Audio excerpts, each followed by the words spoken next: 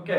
Last వీడియోలో మన ఏంటి respiratory question RQ value in carbohydrates, proteins, lipids, organic acids సేంద్రియ ఆమ్లాలు వీటిల్లో ఆర్క్యూ వాల్యూస్ ఎలా క్యాలిక్యులేట్ చేయాలి, ఎలా ఉంటుందో తెలుసుకుందాం. ఇప్పుడు the RQ value in some exceptional cases are there. కొన్ని రకాల ప్రత్యేకమైనటువంటి కేసెస్లో ఆర్క్యూ వాల్యూ ఎలా ఉంటుందో ఇప్పుడు మనం డిస్కస్ చేద్దాం. ప్రత్యేకమైనటువంటి కేసులు అంటే ఫర్ ఎగ్జాంపుల్కి one of the example respiration in succulents తీసుకుందాం. రెస్పిరేషన్ ఇన్ సక్కులెంట్స్ అంటే రసభరిత ఎడారి మొక్కల్లో శ్వాసక్రియ. ఈ రసభరిత ఎడారి మొక్కల్లో శ్వాసక్రియ జరిగేటప్పుడు ఆర్క్యూ వాల్యూ ఎలా ఉంటుంది? ఏంటి దీనిలో ప్రత్యేకత ఏంటంటే రసభరితమైన ఎడారి మొక్కల్లో పత్రరంధ్రాలు రాత్రిపూట మాత్రమే తెరుచుకుంటాయి. The stomata open during the night time. రాత్రిపూట మాత్రమే పత్రరంధ్రాలు తెరుచుకుంటాయి. ఇటువంటి రసభరిత ఎడారి మొక్కలకి ఎగ్జాంపుల్ ఒపన్షియా, సీడమ్, పైనాపిల్.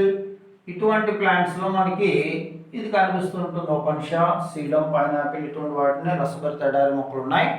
వీటిలో రాత్రిపూట మాత్రమే పత్రరంధ్రాలు తెరుచుకుంటాయి. ఈ విధంగా రాత్రిపూట మాత్రమే పత్రరంధ్రాలు తెరుచుకుంటే వాటిని scotoactive stomata. The scotoactive stomata means the stomata open during the night time only. పత్రరంధ్రాలు రాత్రిపూట మాత్రమే తెరుచుకుంటే అటువంటి వాటిని స్కాటోయాక్టివ్ స్టొమాటా అంటాం. In case the stomata open during the day time, పగటిపూట పత్రరంధ్రాలు తెరుచుకుంటే అటువంటి వాటిని ఫోటో యాక్టివ్ స్టొమాటాస్ అంటాం. Photo active. సరే, స్కాటోయాక్టివ్ స్టొమాటాస్ రాత్రిపూట మాత్రమే పత్రరంధ్రాలు తెరుచుకోవడం వల్ల రాత్రిపూట మాత్రమే నైట్ టైం మాత్రమే CO2 లోపలికి ప్రవేశిస్తుంది.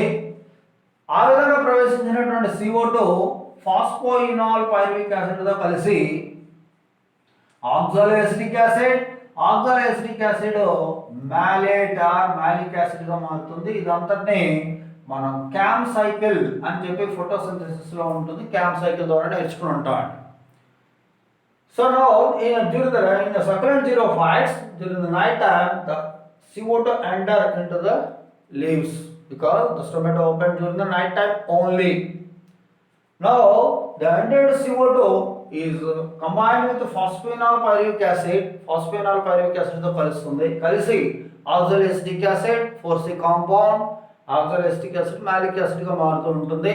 ఈ విధంగా రాత్రిపూట అంతా మ్యాలిక్ యాసిడ్ అక్యుములేట్ అవుతూ ఉంటుంది. Such type of mechanism is identified in CAM, crushulaceous acid metabolism అని కూడా అంటాం.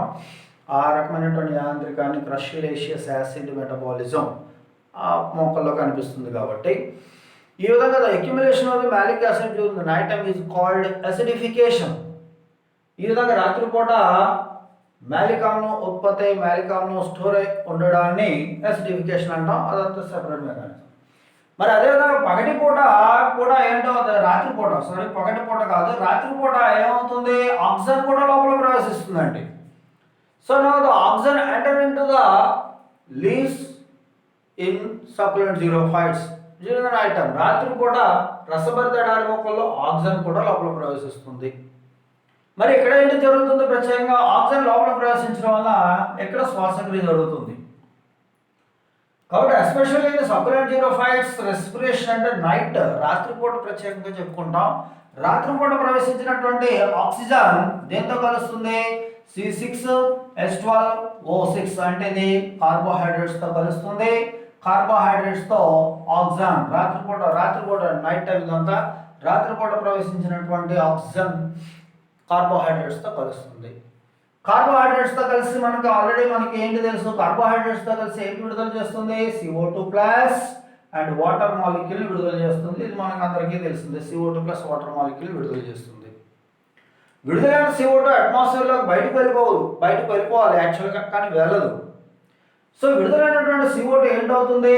ఇక్కడ విడుదలైనటువంటి CO2 ఒకనా ఫాస్ఫోయినాల్ పైరువిక్ యాసిడ్తో కలుస్తుంది అండి. ఫాస్ఫోయినాల్ పైరువిక్ యాసిడ్తో కలుస్తుంది. కలిసి ఏంటి తయారవుతుంది? ఆక్సాలోఎసిటిక్ యాసిడ్ నుండి మరలా ఏంటవుతుంది? మ్యాలిక్ యాసిడ్ తయారవుతుంది. సో ఫాలో అయ్యారా? ఒకసారి చూడండి. ద గ్లూకోజ్ మాలిక్యూల్ ఆక్సిజన్తో కలుస్తుంది. ఆక్సిజన్తో కలవడం వల్ల CO2 విడుదలవుతుంది. విడుదలైనటువంటి CO2 అట్మాస్ఫియర్లోకి వెళ్లకుండా ఏంటవుతుంది? Phosphoenol pyruvic acid. సో ఇక్కడ ఫాస్ఫోయినాల్ పైరువిక్ యాసిడ్ శ్వాసక్రియలో విడుదలైనటువంటి CO2తోనూ అండ్ వాతావరణం నుంచి వచ్చినటువంటి CO2 రెండింటితోనే కలుస్తుందండి. సో ఇలా కలవడం వల్ల ఏంటవుతుంది, phosphoenol pyruvic acid oxaloacetic acid form అవుతుంది, oxaloacetic acid malic acid. So the malate is formed by 2 ways, రెండు రకాలుగా ఫామ్ అవుతుంది. ఒకటి వాతావరణం నుంచి వచ్చినటువంటి CO2 ద్వారా ఫామ్ అవుతుంది, అండ్ శ్వాసక్రియ ద్వారా వచ్చినటువంటి CO2 ద్వారా కూడా ఫామ్ అవుతుంది. సో ఈ సందర్భంలో ఏంటవుతుంది, ఈ సందర్భాన్ని మనం టోటల్ అంతా కలిపి ఒక ఈక్వేషన్గా వేసుకున్నట్లయితే గ్లూకోజ్ మ్యాలిక్ యాసిడ్గా మారుతుంది. మధ్యలో ఇవన్నీ తీసేస్తున్నట్లయితే గ్లూకోజ్ మ్యాలిక్ యాసిడ్గా కన్వర్ట్ అవుతుంది అనమాట రాత్రిపూట డ్యూరింగ్ నైట్ టైం. దీని అందరినీ ఒక ఈక్వేషన్ చేస్తాం అనుకోండి, C6H12O6 అంటే సక్యులెంట్ జీరోఫైట్స్లో రాత్రిపూట జరిగేటటువంటి ప్రాసెస్. ఏమవుతుంది, ఇది ఆక్సిజన్తో కలుస్తుంది, ఆక్సిజన్తో కలిసి ఏం తయారవుతుంది, మ్యాలిక్ యాసిడ్ ఫామ్ అవుతుంది. మ్యాలిక్ యాసిడ్ అంటే C4H6O5 అనేటువంటి మ్యాలిక్ యాసిడ్ తయారవుతుంది. అంటే CO2 మరి బయటికి విడుదల అయినట్లు చూపించాం, ఎందుకంటే CO2 పెప్తో కలుస్తుంది, ఆక్సాలోఎసిటిక్ యాసిడ్ ఫామ్ అయ్యి మ్యాలిక్ యాసిడ్ వచ్చేస్తుంది కాబట్టి ఇది ఫామ్ అవుతుంది. అండ్ మ్యాలిక్ యాసిడ్తో పాటుగా ఇంకా వాటర్ మాలిక్యూల్, ఇది కామన్ కదా, ఇది మిగులుతుంది, వాటర్ మాలిక్యూల్ ఉంటుంది. సో ద ఓవరాల్ ఈక్వేషన్ ఇలా రాసుకోవచ్చు అండి. సో దీన్ని బ్యాలెన్స్ చేసినట్లయితే బ్యాలెన్స్ చేయండి, బ్యాలెన్స్ చేసినట్లయితే ఇక్కడ 3O2 అండ్ ఇక్కడ ఏంటవుతుంది 3 అండ్ 3, ఇది 2 మాలిక్యూల్స్ వేసుకోండి. బ్యాలెన్స్ చేయడానికి మనకి వీడియోలో టైం సరిపోదు కాబట్టి నేను వేసేస్తాను డైరెక్ట్గా. సో ఈ విధంగా బ్యాలెన్స్ ఈ విధంగా ఉంటుందండి, ఈ విధంగా ఫామ్ అవుతుంది. సో ద ఓవరాల్గా సక్యులెంట్ జీరోఫైట్స్ రాత్రిపూట జరిగేటటువంటి రెస్పిరేషన్ ఏంటంటే ద గ్లూకోజ్ మాలిక్యూల్ ఆక్సిజన్తో కలిసి మ్యాలిక్ యాసిడ్ ఫామ్ అవుతుంది అండ్ వాటర్ మాలిక్యూల్ రిలీజ్ అవుతుంది. The total equation is 2 C6H12O6 and glucose, 3 oxygen molecules and 3 molecules of malate or malic acid and 3H2O form అవుతుంది. ఇది ఓవరాల్గా జరిగేటటువంటి రెస్పిరేషన్. సో ఇక్కడ ఏమైంది, succulent జీరోఫైట్స్లో ఆక్సిజన్ ఈజ్ ఈక్వల్ టు 3 ఉందండి, but CO2 is equal to 0 because CO2 విడుదల కాదు బయటికి అట్మాస్ఫియర్లోకి, ఎందుకంటే విడుదలైన CO2 అండ్ మ్యాలిక్ యాసిడ్గా కన్వర్ట్ అవుతుంది. CO2 is equal to 0. ఈ కేసెస్లో ఏమవుతుంది, RQ is equal to CO2/O2 అంటే 0/3, ఆక్సిజన్ ఈజ్ ఈక్వల్ టు 3 కాబట్టి 0/3, ఆక్సిజన్ 3 ఉందండి, CO2 is equal to 0. Then what happens, RQ value, so RQ is equal to CO2/O2 కాబట్టి 0/3, anything by 0 is equal to 0. So succulent xerophytes రసభరిత ఎడారి మొక్కల్లో RQ value 0గా ఉంటుంది. ఇది one of the important case. Okay, next case. Okay, next case, another case తీసుకున్నట్లయితే respiration in initial germination stage of fatty seeds. అంటే తెలుగులో శ్వాసక్రియ ఏంటి, కొవ్వు కలిగినటువంటి విత్తనాలు లేదా కొవ్వు పదార్థాలు కలిగిన విత్తనాలు లేదా లిపిడ్స్ కలిగినటువంటి విత్తనాలు మొలకెత్తే ప్రారంభపు దశ. అంటే అక్కడ ఉన్నటువంటి శ్వాసక్రియ ఎలా ఉంటుంది, ప్రారంభ దశలో శ్వాసక్రియ విధానం, శ్వాసక్రియ జరిగేటప్పుడు ఎలా ఉంటుంది అంటే ఇది అర్థం, respiration in initial germination stage of fatty seeds అని ఒక కండిషన్ తీసుకోవచ్చు. అంటే కొవ్వు కలిగినటువంటి లిపిడ్స్ కలిగినటువంటి విత్తనాలు మొలకెత్తే ప్రారంభపు దశలో శ్వాసక్రియ.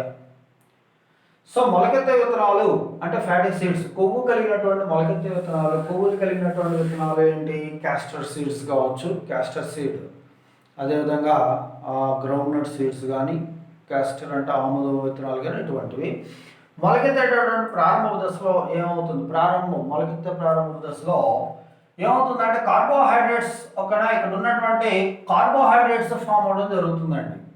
ఎక్కువ ఎనర్జీ కావాలి కాబట్టి ఇక్కడ ఉన్నటువంటి లిపిడ్స్ కార్బోహైడ్రేట్స్గా మారుతాయి. అంటే ఈ సందర్భంలో ఫ్యాటీ యాసిడ్స్, ముఖ్యంగా fatty acids are converted into కార్బోహైడ్రేట్స్గా మారడం జరుగుతుంది. సో ఇనిషియల్ జర్మినేషన్ ఇనిషియల్ స్టేజ్లో ఉండేటప్పుడు, ప్రారంభ దశలో ఉండేటప్పుడు ఇందులో ఉన్నటువంటి కొవ్వు ఆమ్లాలు ఫ్యాటీ యాసిడ్స్ అనేవి, ఫ్యాటీ సీడ్స్లో ఉన్న ఫ్యాటీ యాసిడ్స్, కొవ్వు కలిగినటువంటి విత్తనాల్లో ఉన్నటువంటి ఫ్యాటీ యాసిడ్స్ కార్బోహైడ్రేట్స్గా మారుతాయి. సో ఈ విధంగా కార్బోహైడ్రేట్స్గా మారేటప్పుడు CO2 విడుదలవుతుంది, అదేవిధంగా ఆక్సిజన్ వినియోగించబడుతుంది కూడా ఈ చర్యలో. సో ఇక్కడ జరిగేటటువంటిది ఒకసారి చూడండి. Fatty acids for example palmitic acid తీసుకున్నాం అనుకోండి, దీనిలో పామిటిక్ యాసిడ్ మనం ఎక్స్ప్లెయిన్ చేసుకున్నాం అనుకోండి. పామిటిక్ యాసిడ్ ఒక ఫ్యాటీ యాసిడ్. పామిటిక్ యాసిడ్ ఏంటి? C16H32O2 అనేటటువంటి ఫార్ములాని కలిగి ఉంటుంది. పామిటిక్ యాసిడ్ ఈ విధమైనటువంటి ఫార్ములాని కలిగి ఉంటుంది. సో పామిటిక్ యాసిడ్ ఈ విధమైనటువంటి ఫార్ములా, ఓకే, పామిటిక్ యాసిడ్ ఈ ఫార్ములాని కలిగి ఉంటుంది. ఇదేమవుతుందంటే ఆక్సిజన్లో దహించబడుతుందండి. ఆక్సిజన్లో దహించబడి కార్బోహైడ్రేట్ ఫామ్ అవుతుంది. ఇక్కడ ఫామ్ అయినటువంటి కార్బోహైడ్రేట్ సుక్రోజ్ ఫామ్ అవుతుంది. డైసాకరైడ్ సుక్రోజ్ ఫామ్ అవుతుంది. ద సుక్రోజ్ ఫార్ములా ఏం చెప్పచ్చు? సుక్రోజ్ C12H22O11 అనేటటువంటి ఫార్ములా సుక్రోజ్ ఫామ్ అవుతుందండి. దీంతో పాటుగా సుక్రోజ్తో పాటుగా ఇక్కడ CO2 విడుదలవుతుంది అండ్ ప్లస్ CO2తో పాటుగా వాటర్ మాలిక్యూల్ కూడా రిలీజ్ అవుతుంది. దిస్ ఇస్ ద రెస్పిరేటరీ, అంటే ఇనీషియల్ స్టేజ్లో ఈ విధమైనటువంటి శ్వాసక్రియ జరుగుతుంది. తర్వాత కార్బోహైడ్రేట్స్ శ్వాసక్రియలో పాల్గొని ఎక్కువ శక్తి విడుదల చేస్తాయి. సో ఇది ముఖ్యంగా జరిగినటువంటి శ్వాసక్రియ మెథడ్లో ఉన్నటువంటి పార్ట్స్. దీన్ని బ్యాలెన్స్ చేసినట్లయితే ఓకేనా, బ్యాలెన్స్ చేసినట్లయితే ఒకసారి బ్యాలెన్స్ చేసి చూడండి. ఇందులో 16 కార్బన్స్ ఉన్నాయి. 16 కార్బన్స్ అంటే ఇటువైపు కూడా 16 కార్బన్స్ ఉండాలి. C12 ఇక్కడ 12 అయిపోయి ఇంకా 4 కార్బన్స్ కావాలి కాబట్టి 4CO2 అవుతుంది.